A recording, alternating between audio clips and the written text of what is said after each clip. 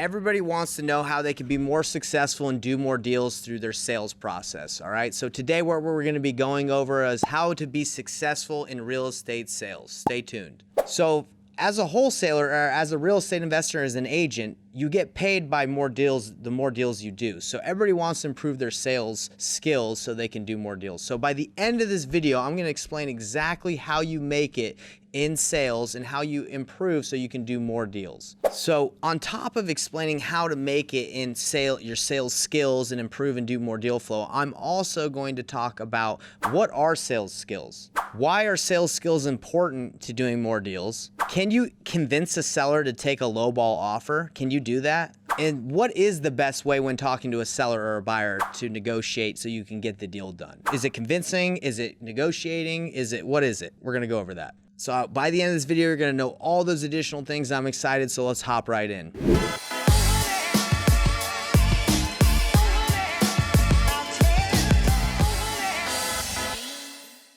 So what are sales skills in real estate? Well, all sales skills is being able to communicate effectively and efficiently with a buyer or a seller to convey how the opportunity you have for them is going to benefit them. So for example, if you're talking to a seller and they're thinking about selling their house, or they are selling their house, they are faced with many different options to sell their house. But your job is to give them the best option that will fit their needs, and that's what sales is. A lot of people think sales is just convincing and making someone do something that they're not sure that they need to do. That's why they're talking to you and you're going to give them the best option. That's not what sales is. Sales is providing the best value opportunity for that person to take and then giving them that option. That's what sales is, and you need to be able to improve your negotiating, your sales, your communication skills so you can do more deals. So if you want to master getting more deals and increasing your deal flow every month instead of just having it not be consistent, the amount of deals you do,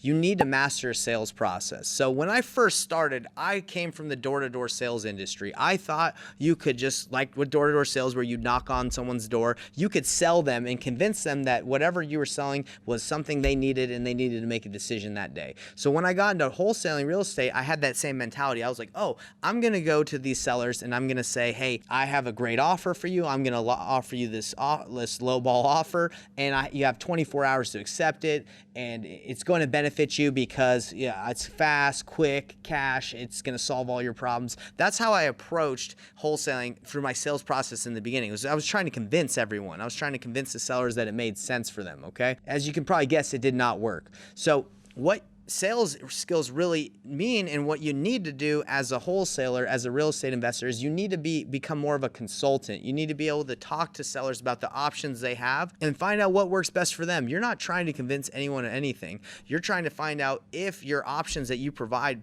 value to them. So for example, if I'm talking to a seller and they want to sell their house and they want to get top dollar, for example, I would say, hey, great idea. What options have you explored to get top dollar? Have you thought about listing it? Then they would say, I don't want to list it. They say, I don't want to list it because my house, it needs some work. I don't want people walking through that. Then I would say to them, okay, I understand. If you want top dollar, listing it is a great idea. But in order to get top dollar, you're going to have to list it. You're going to have people walk through. And you're saying that's not something you want. So are you willing to do those things to get top dollar? Then the person would say, no, I'm not. Actually, it's not worth it to me. What else is out there? So I'd say, well, you can fix it up yourself. Have you thought about fixing it up? Oh, yeah, I could do that. Okay. Do you have, and I'd say, hey, let's talk about the house. You told me it needs about $20,000 of work. Do you have $20,000? I don't. Oh, okay. Well, you probably don't want to fix it up or you probably can't fix it up because you don't have $20,000 in a couple months to do it. So they're like, okay, I can't list it. I don't want to list it. And I don't want to fix it up myself. Okay. Then I'd say, can you keep it? No, I can't keep it. I have to sell it. Okay. Well, that kind of takes out those options. The next thing you could do is you could sell it to a cash buyer that's going to buy it at a discounted price, but they're going to buy it. They're not going to have to walk through it a ton of times. You're not going to have to fix anything up, but there is give and take in all things, right? You're going to have to sell it at a price that's not retail because the house is not retail and you're not willing to list it or fix it up. So that is, in a nutshell, how I go through the process with sellers. Is I talk talk to them about their options they have instead of just going out immediately. Like when I first started, I was like, hey, here's my offer. You have 24 hours to accept it or I'm going to go buy something else. That doesn't work, okay? Or that doesn't work a lot of the times. And if you're getting deals that way, you're missing out if you're doing it like that. You're going to miss out on a lot of opportunities because people are just going to be talking to me or someone else on the phone. They're going to do a better job than that. So you have to have a good sales process, and that's essentially like what will help you increase your deal flow, and that's why it's that important. Now, I actually have a process, a video of the process that I was showing Josuke, one of my students that I have, how to call, and he's 19 years old. He's brand new to wholesaling, and I showed him, hey, look, if you want to get deals, you got to make some calls and you got to make some offers. Now, it was his first time calling, and he actually got a deal under contract with a guy in Arizona. Now, check this out. We're going to go into that video, but before we dive into that video of how to improve your sales skills and how to actually call someone and take action, I'm going to ask you a favor. Please like, subscribe, and hit the bell icon. It will really help me as I'm trying to give this content to as many people as possible that we can help them improve their sales skills so they can get more deals. But before I get into that video, also check out painlesswholesaling.com because I will be able to take you through my masterclass, and my masterclass is actually going to show you the exact process how to do this wholesaling thing the right way. But let's dive right in. Let's check out how Josuke talks to a seller and gets him under contract. It's literally one of his first calls he's made, and he's only 19. So let's check it out. Okay, so the first thing we're going to do right now, Jay, is I'm going to show everyone where I got these leads. Let's go right into it. Batch leads, everybody. Everybody knows that batch leads is the truth. You ain't got to play. So batch leads, if you want to list, it's super simple. You go to the area you want. You choose the filter, you choose the boundary. So if you want a specific area, and what I teach guys is reverse wholesaling. So you go to a specific area where you have buyers, you use the filters, and I'm not going to go through all the filters you need to use. It's pretty simple. Just pick the filters you want. You also have quick filters here of expired listings. That's a good list. That's how I got my first deal. You select all, you add it to a list, you skip trace the list, and you start calling. All right. So what I have here, everybody, is a list from my cold calling company. I work with a company called Wazoo. Okay. They're out of Egypt. They're $6 an hour. If you want to get hooked up with them, let me know. I use them. I think I have 2 cold callers right now. I take the list from batch leads. I give it to the cold callers. They can use batch dialer. They can use call tools. They can use any cold calling service. He manages them. He trains them. He makes sure they're making calls, and you can expect about 2 leads a day. He gives me these leads, and these are the agents, John and Anna, Thomas, Alice, whoever is calling them. And then I call and I determine if I can get a deal done. That's something that I was planning on doing, but Jay in my program in the club, he said, hey, Nate, I got a deal. Can you help me with it? And that's what I do. You know, I'm definitely down. Let's do it. Let's call this lady. Let's lock her up. Hey, Jay, you there? Yes, I am. Basically, can you give us a rundown of the situation this lady's facing? Right now, the house is in like terrible condition right now. As I know, like he just told me, like he said there's some water problem in the kitchen. Oof. He says I think the basement ceiling is like falling apart because there's a cat problem in Chicago or something. There's a lot of cats like in the basement and stuff. Plenty of cats. Cats, and more cats.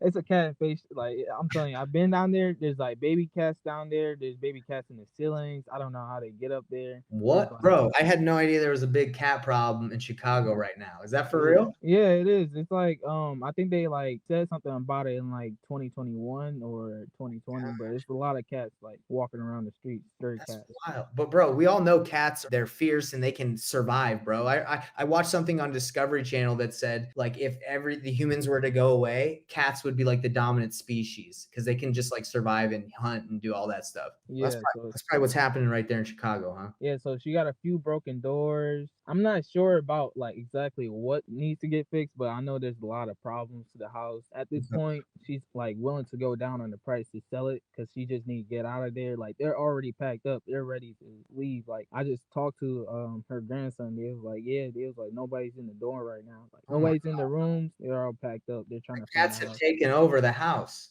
All right, man. So let's you want me to call her and kind of get down to the nitty gritty and see if we can do a deal with her? Yeah. Okay. And for everybody that's watching this is how you do real estate deals. You make calls. That's it. You call, you make offers, you see if there's any problems, and you get the ish done. That's about it.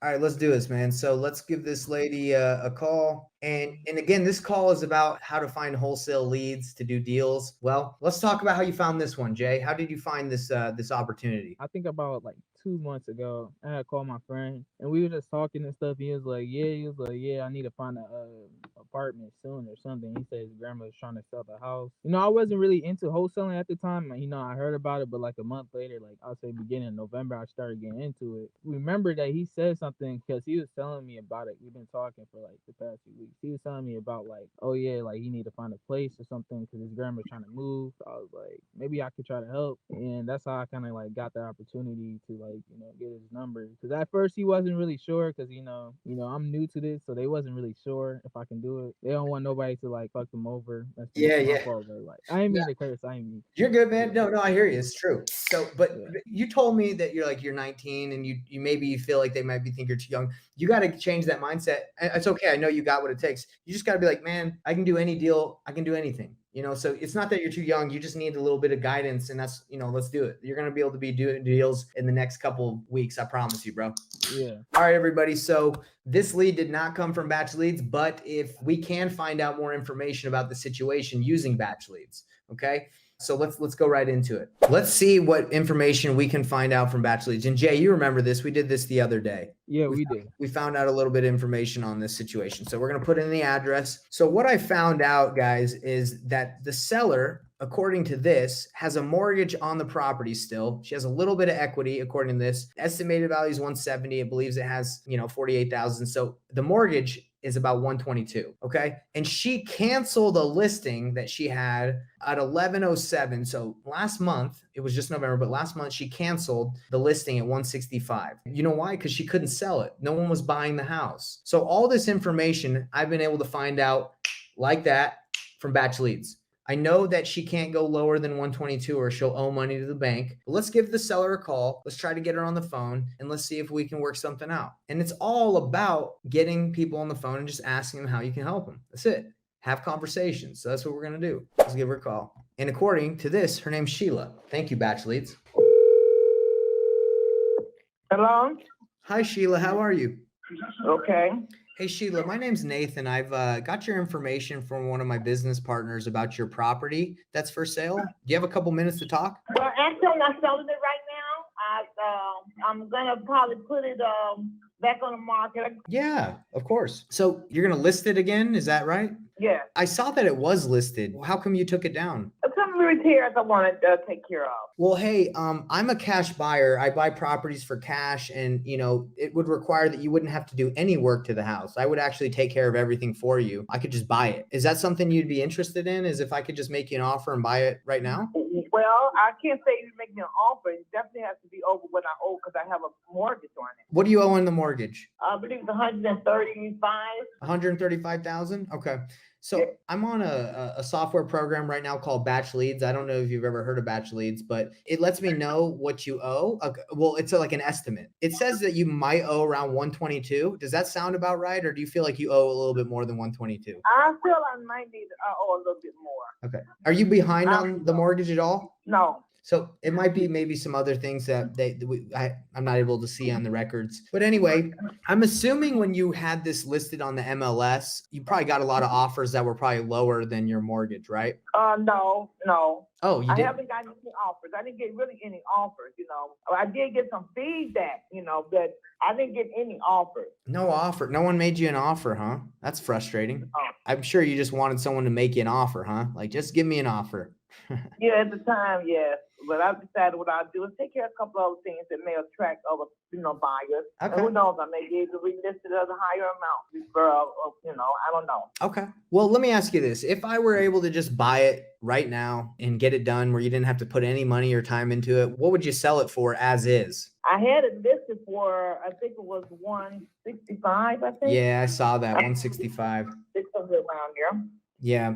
So, I mean, if I bought it, you wouldn't have to pay any commissions or fees or anything from an agent. If you list it, then you got to pay 3% to the listing agent, 3% to the buyer's agent, closing costs. I take care of all that. Okay, well, I mean, I need to run this. Can I run this through by my lawyer? You can run this you can run this by anyone you want. But this sounds like you've never dealt with an investor before to buy your house. Is this the first time? No, So no, I never dealt with it. I'm willing to if but I never dealt with one. Yeah, you just probably want to make sure that you're doing this all by the book and nothing crazy happens, huh? Right. Okay. Yeah, I get that. Yeah, please, I would love for you to talk to your attorney and just say, hey, or I would even talk to him. I'll talk to him too and just say, hey, I have someone that's interested in buying my house, so I don't have to do any work to it as it is. But I'm just kind of curious, when you were going to sell it for 165 after commissions and fees, how much were you hoping to walk away with after paying off the mortgage? I mean, you probably weren't going to walk away with that much, right? No, I didn't think it would be that much. What was your I didn't goal? think it would be no more than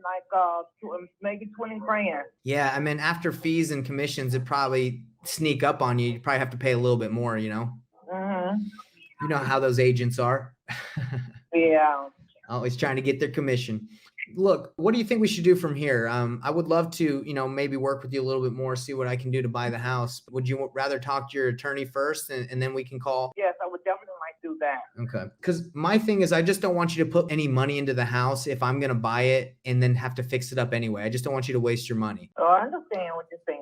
Yeah. Okay, you know what? Can you email me your information? Of course. Okay, sounds great. Okay. And your name is, just to make sure I have it correct, it's Sheila Randolph? Yes. All right, Sheila. Well, my name's Nathan Payne. It was a pleasure talking to you, and hopefully maybe we can work something out. Okay, great. Thank you so much. You have a good one.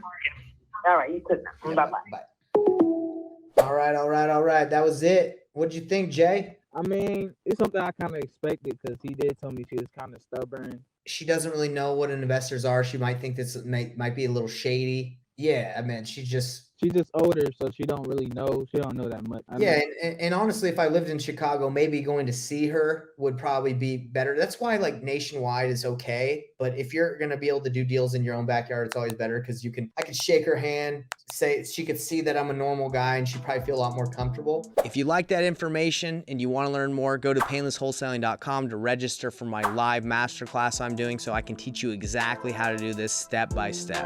All right. Talk to you next time.